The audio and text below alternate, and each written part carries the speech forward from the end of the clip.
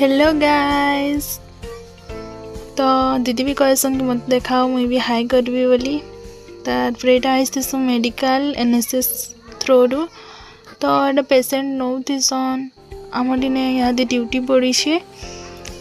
तो एटा आमे बसथिसु देन तार बाद एटा बस तो थिसु तबरे गोटे मामाटे जाउथिसी से देखुथिसी केते क्यूट सना।